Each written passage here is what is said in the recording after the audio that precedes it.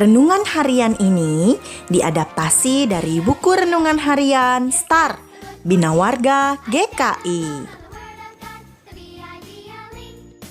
Shalom teman-teman.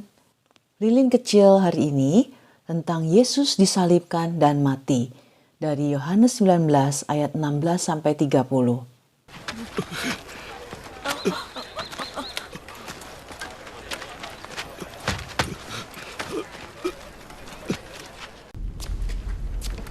Pilatus menyuruh orang memasang tulisan di salib. Yesus dari Nazaret, Raja orang Yahudi. Itulah yang ditulisnya. Yesus tahu bahwa sekarang semuanya sudah selesai. Dan untuk menggenapi yang tertulis dalam Alkitab, ia berkata,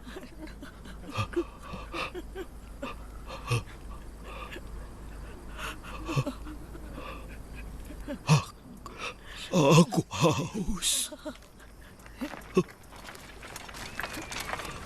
Di situ ada mangkuk berisi anggur yang asam. Sebuah bunga karang dicelupkan ke dalamnya dan ditancapkan pada sebatang bambu, lalu diulurkan ke bibir Yesus.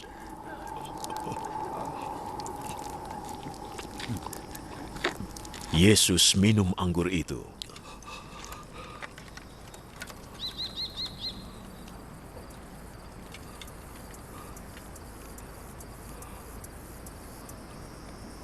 Sudah selesai.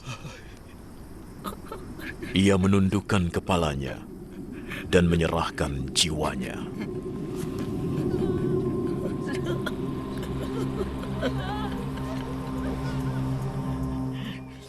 Sesudah Yesus meminum anggur asam itu, berkatalah ia, "Sudah selesai." Lalu ia menundukkan kepalanya dan menyerahkan nyawanya. Yohanes 19 ayat 30. Walaupun tidak bersalah, Yesus diam saja dan tidak membela diri saat orang banyak menginginkan dia dihukum. Yesus tahu ini adalah waktunya untuk menunjukkan cinta kepada kita semua. Ya, dengan disalib untuk menghapus dosa kita sampai mati. Sekarang, supaya kita mengikuti teladan Tuhan Yesus, kita perlu mengakui kesalahan kita dan memperbaikinya. Tidak melakukan kesalahan yang sama. Jika ada kebiasaan yang buruk, rencana yang tidak sesuai dengan kehendak Tuhan, mari kita mengubahnya dengan minta pertolongan Tuhan.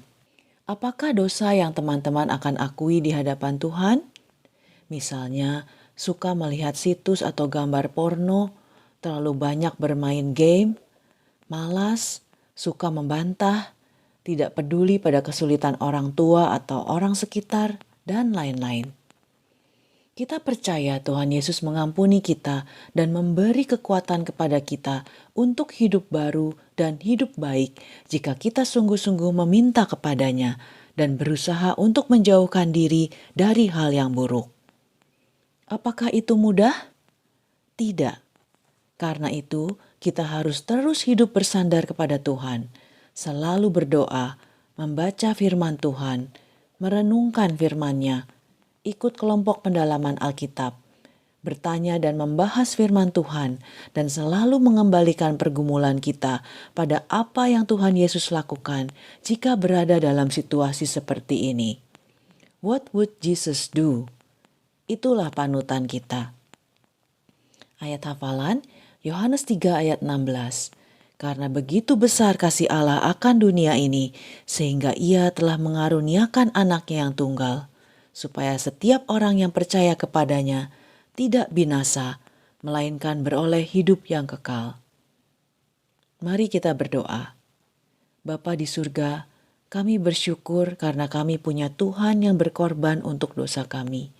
Kami mau hidup bagi Tuhan dengan taat hidup sesuai firman Tuhan.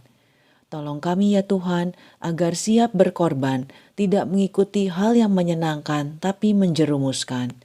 Kami mohon kekuatan dari Tuhan. Dalam nama Tuhan Yesus, amin. Terima kasih Tuhan Yesus, Kau mau mati bagiku karena kasih-Mu. Sampai jumpa lagi teman-teman. Tuhan Yesus memberkati. I stand alone.